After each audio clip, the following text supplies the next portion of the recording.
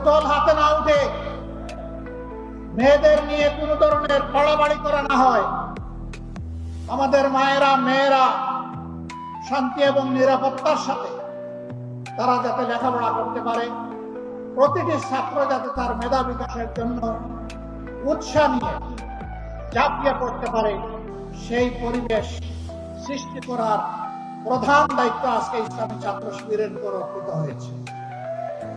আর ছাত্র শিবিরের জন্ম হয়েছে এই জন্যে যে এরা জাতিকে চরিত্রবান, দেশপ্রেমিক, মেধাবী, আগামী দিনের নাগরিক এবং কারিগর তৈরি করে জাতিকে উপহার দেবে।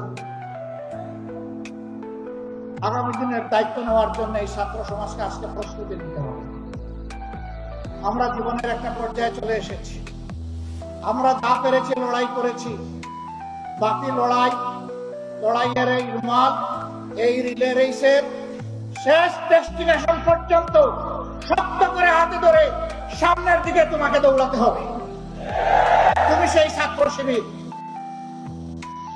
আর ছাত্র শিবিরের কাছ থেকে মানুষ যদি হতাশ হয়, যাওয়ার বিকল্প কোনো ঠিকানা এখনো তৈরি হয় নাই। এটি ছাত্রীদের রাস্তার ঠিকানায় পরিণত হয়েছে আল্লাহর অশেষ মেহেরবানিতে। এই সম্মান, এই দায়িত্ব উপলব্ধি করে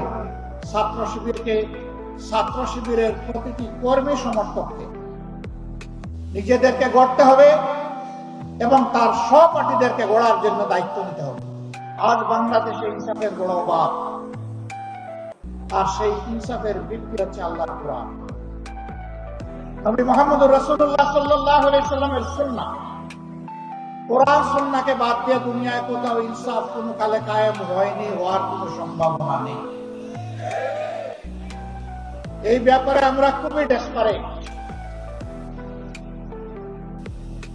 আল্লাহ তাআলার দেওয়া বিধান অনুযায়ী মানুষের জীবনে শৃঙ্খলা সমৃদ্ধি আমরা ফিরিয়ে আনতে প্রতিশ্রুতি করছি। আমরা একটি দুর্নীতিমুক্ত, বৈষম্যমুক্ত, ইনসাফ ভিত্তিক মানবিক বাংলাদেশ করতে চাই।